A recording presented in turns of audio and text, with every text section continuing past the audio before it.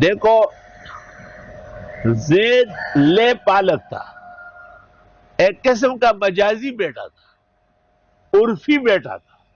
اللہ نے کہا یہاں مجاز عرف نہیں چلے گا. مرزا قادیانی کہتے ہیں میں ذلی ہوں، مولانا عبدالشکور دینپوری کہتے تھے ذلی نہیں ہے شیخ چلی ہے. کہا میں بیروزی ہوں، مولانا کا بیروزی نہیں ہو انگریزی ہو.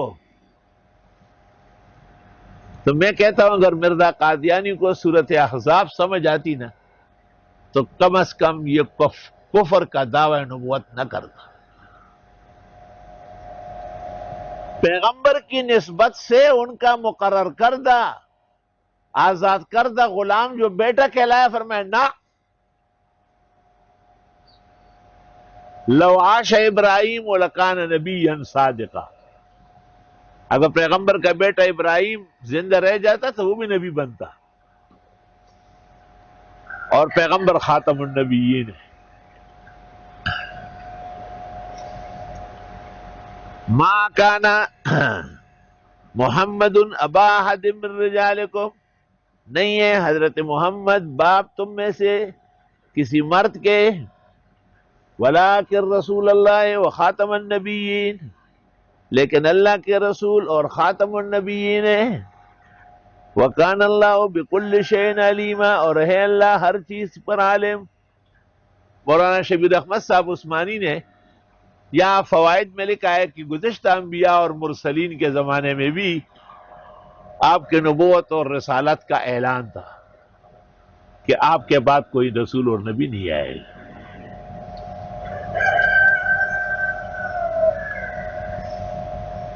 تو مرزا غلام احمد قادیانی کو صورت احزاب پر یا ایمان نہ تھا یا صورت احزاب کو سمجھا ہی نہیں، ورنہ وہ چال چلن والی، فراڈ والی اور دھوکے دہی والی نبوت کا دعویٰ نہ کرتے.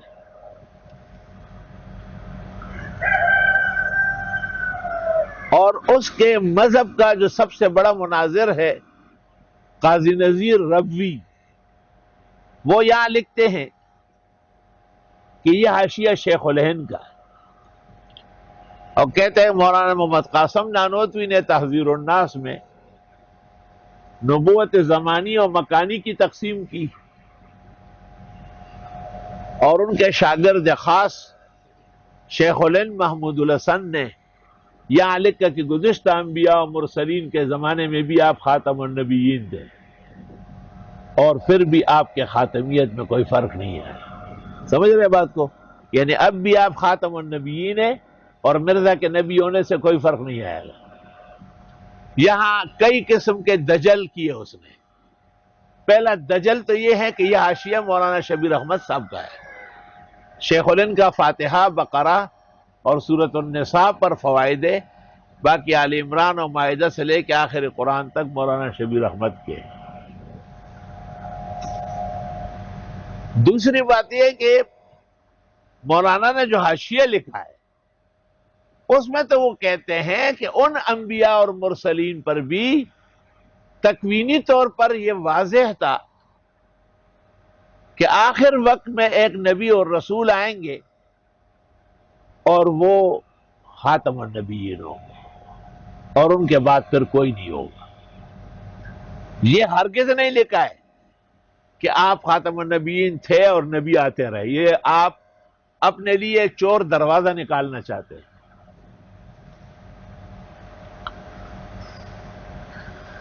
حضرت مولانا مفتی محمد شفیع صاحب نے اپنے استاد امام العصر محدث کبیر فقیہ علی الاطلاق آیت من آیات اللہ مولانا انور شاہ کے حکم پر ایک کتاب لکھی ہے، اس کا نام ہے ختم نبوت کامل. اس کتاب نے مرزائی اینڈ کمپنی اور قادیانی فتنے کے دل اور گردے ریزہ ریزہ کیے ہیں، اور ان کے تمام دعوی کو تار عنکبوت دکھایا ہے.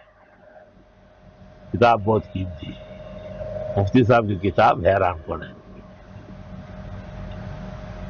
اس کتاب کا رد لکھا ہے قاضی نذیر نے، اور اس کا نام ہے الحق المبین فی تفسیر آیت خاتم النبیین، اور عنوان لکھا ہے مولوی محمد شفیع دیوبندی کی کتاب کا رد. یہ خریتا گورا پسارا شپیتا گورا رد کہاں کر سکا؟ سرے سے کلمہ ہی غلط ہے. وہ کہتے ہیں شیخ الہند کا اشیاء ہے، وہ شبیر احمد صاحب کا ہے. وہ کہتے ہیں انہوں نے کہا اس وقت بھی آپ خاتم النبیین تھے. بھائی خاتم النبیین کا فیصلہ تو ازل سے ہوا ہے، نبی آتے رہے. سمجھ گئے اب بات؟ باقی وہ جو نبوت زمانی اور مکانی ہے وہ اصل میں حضرت مولانا محمد قاسم صاحب کی ایک بدیع تحقیق ہے کہ اگر ایسا ہوتا بھی تب بھی کوئی فرق نہیں پڑتا. ورنہ حضرت اقدس مولانا محمد انور شاہ نے کہا ہے اپنی کتاب خاتم النبیین میں کہ قرآن کریم کا نزول جو ہے دو طرح ہے، یا محاورات الانبیاء میں ہے یا محاورات العرب میں ہے. نبوت کی تقسیم زمانی اور مکانی کسی ایک میں بھی نہیں ہے. اس لیے یہ تحقیق اپنی جگہ بدیع قابل احترام تو ہے، لیکن یہ حجت من الحجج شرعیہ نہیں ہے.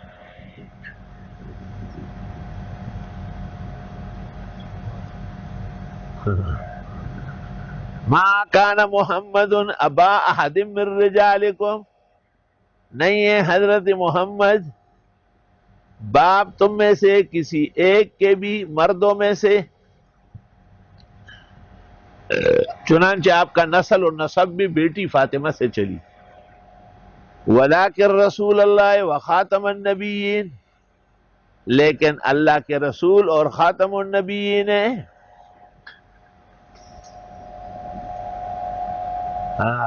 شاہ صاحب کہتے ہیں ادراک بختم است و کمال است بخاتم، عبرت بخواتم کے در دور آخری.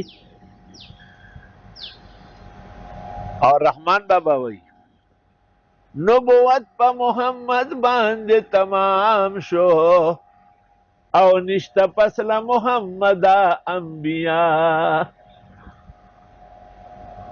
وکان اللہ بکل شیء علیما. باقی اس پر اتنا کام ہوا ہے جس کی نظیر نہیں.